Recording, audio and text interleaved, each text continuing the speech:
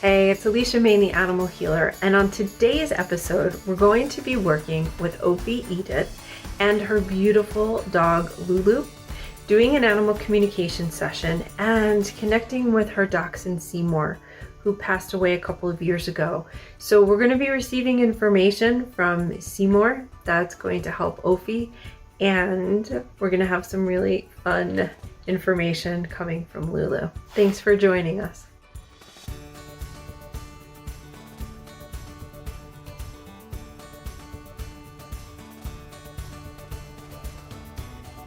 Hey, it's Alicia Main, the animal healer, and I'm so happy today to be here with Ophi Edut of Astro twins. Ophi is an incredible astrologer along with her twin sister. I was like, is that planned?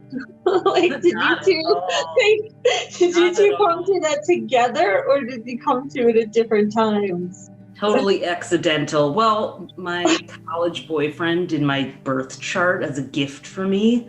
Mm-hmm. And since we're 4 minutes apart, it's pretty much her chart too. So it was so insanely accurate. We both started obsessively learning astrology.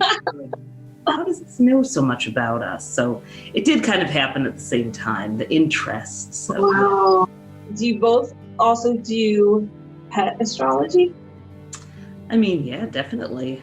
I mean, if you have a pet, their birth sign definitely does. Their birthday and their birth sign definitely does shape their personalities. So we are those kooky people now who are like, is your dog a Pisces? And I don't even apologize anymore. So no apologies needed. Yeah. So we're here also with Ophi's beautiful girl Lulu. And Lulu is 14, and we're gonna check in with Lulu and see if she's got anything that she wants to share with us. And you also had another dachshund. Yes, I did. He was my first pet of my own as an adult, Seymour. He was an Aries dachshund, so double the energy. And when he was, I believe, 2 or 3, we got Lulu. So, because he was so hyper, he had a little bit of separation anxiety. Well, more than a little. He had a lot.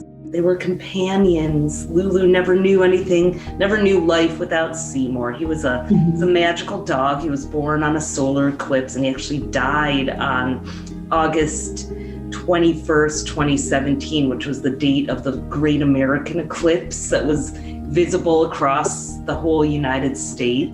He died just after midnight that day, and so I honored him by going and putting on my eclipse glasses and looking at the sight and the sky as he transitioned.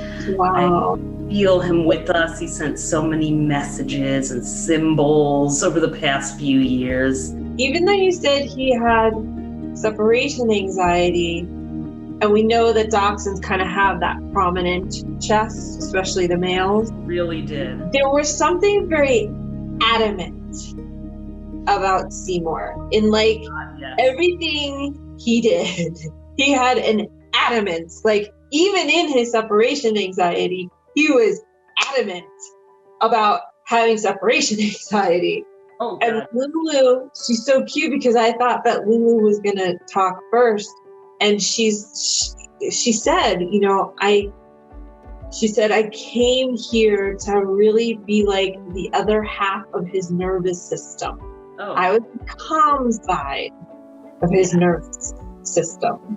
I asked her, I said, do you miss him? She goes, I do. She said, but I was his support. She said I was his therapy animal. Oh my God, she was. I was his therapy dog. So she said for me, it gave her, it's not like she ever didn't feel like she wasn't independent, because she always was, being an old soul, she just kind of knew what her job was with him. Mm-hmm. And so now she said, I know he's okay. I know he's around. She goes, no, it's my time to just, not have to like share my nervous system. She always she felt like she knows she's always been the princess and the baby and the female, but they have such completely different personalities. Yep. What in him, like I totally see the Aries because I'm like, I get it, dude. I totally get it. But what was like, I don't know if it would be like a moon sign or a sun sign. Yeah, his moon sign was also in Aries. Oh. And of course I did his whole chart. And I look at the past life signs of people. Yeah. Yeah. Moon. So I looked at it in the dogs. Why not? So his was Scorpio, which people who have a Scorpio past life sign, South Node, often have many lives. And Seymour did too. Like he almost died a week or two after I got him. He had got a kennel cough. And a friend of mine ended up meeting a pet, an animal communicator on the street. And she came to my apartment, put on these dark goggles, channeled Seymour, and he asked for a crescent-shaped object that was in his bed with my scent on it. I was like, what could that be? And later I moved his blankets and there was like one of those athletic socks in there. And so the hospital, the animal hospital, had told me he might not make it. But after that happened, I got a call that I could pick him up the next day and he had made a miraculous recovery. But yes, he was very adamant, very insistent. He would chase a ball until you forced him to come in. And even though he's been gone for 3 years, I can still imagine the fur on it and pet it in my mind. So yeah, if you threw a ball in anything, he was going after it no matter what it was. So that's amazing. It also feels too like he's still, so in his crossing over to the other side, he actually landed up literally rebalancing himself, because it almost feels like the presence of a lion. Yeah. Do you know that? Like that's who he actually perceives himself as, but he also had that flip side.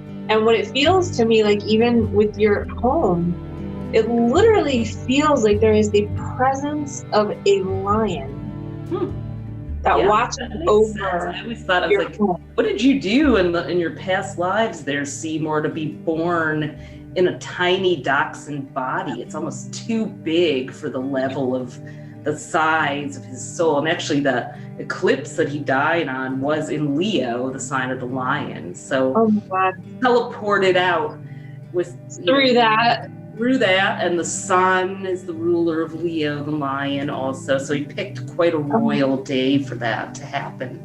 I think he thought he was a lion or a horse. He really did. In fact, I got a tattoo of a lion after he died. So there you go.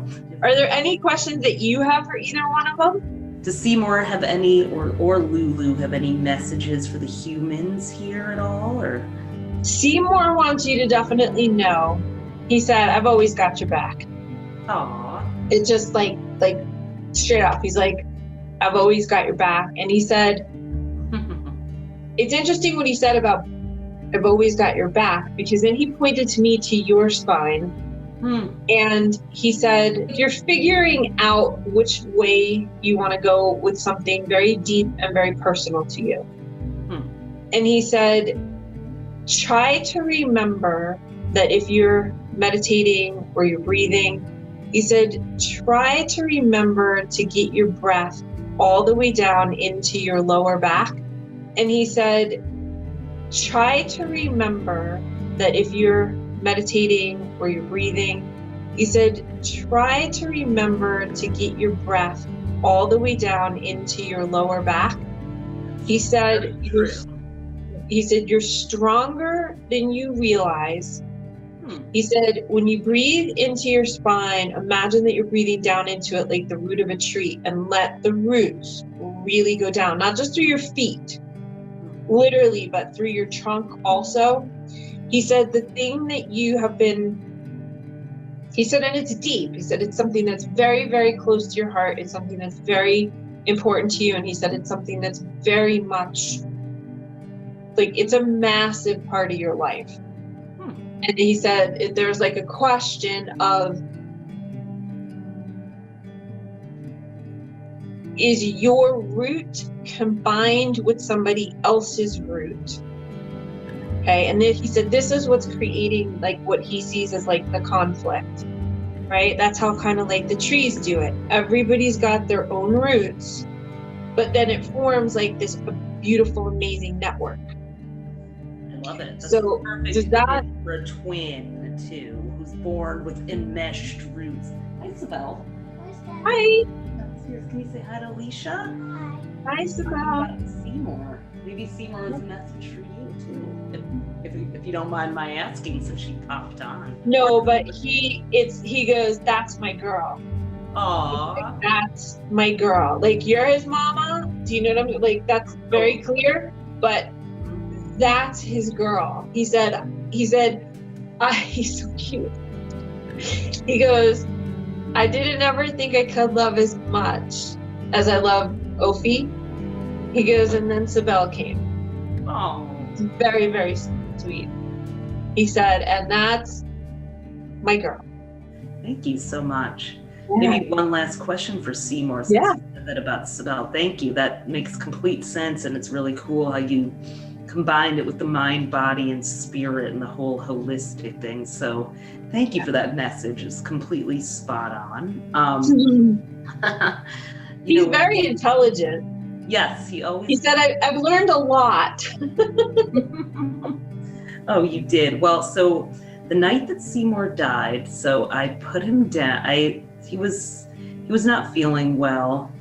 I didn't know he was going to die, but I knew he was just struggling and not feeling well and throwing up and stuff. And so I held him for like 20 minutes, and then Sybelle I had to put her to sleep. So I put him down. He went into my stepdaughter Clementine's room and went on a pillow. He used to sleep in her closet on a pillow.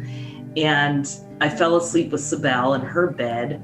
And then she started talking in her sleep and going, oh, look at him, he's flying, he's chasing a mouse, he's running so fast. And I know. And I was like, what is she talking about? And so then I went and I checked on Seymour. It woke me up and he had passed away. So, and that was like at 12:30 at night on the Great American Eclipse Day, right, the beginning of that day. So was that Seymour visiting Sybelle?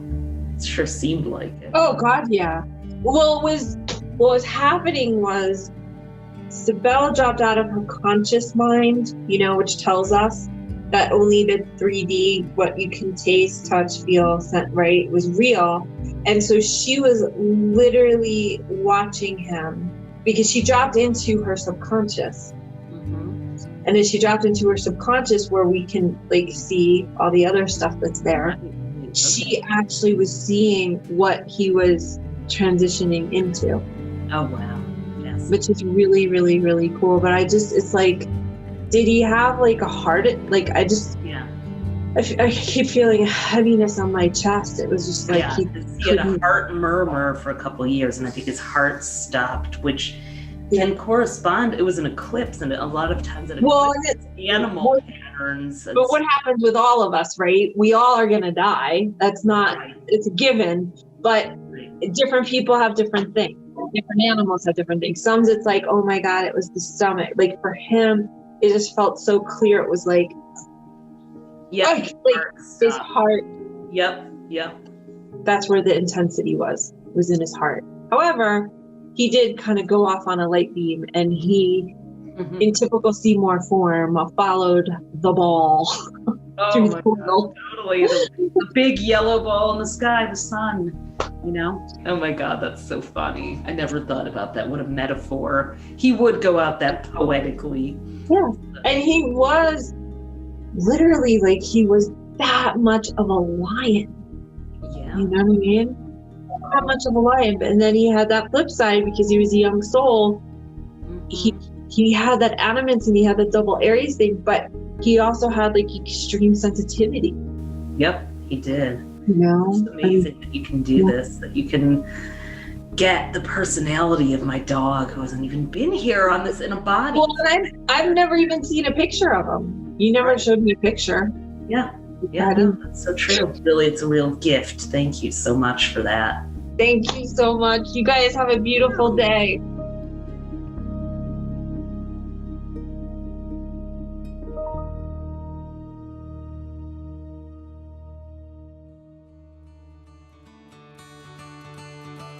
Thanks for watching today's episode of Animal Healer TV. We hope you enjoyed it. We'd love to hear your feedback on what you learned about yourselves and your animals. We'd also love to hear what issues are you dealing with that you'd most like to see on the show. If you'd like to participate in an episode, please see the link below and share with us the issues that you're having with your animals. Don't forget to like us on Facebook and Insta, and please feel free to share with your friends. Join us next week for another episode of Animal Healer TV, where we will explore quantum reality and see what else is possible in helping animals and humans heal their behaviors, their health, and each other's hearts.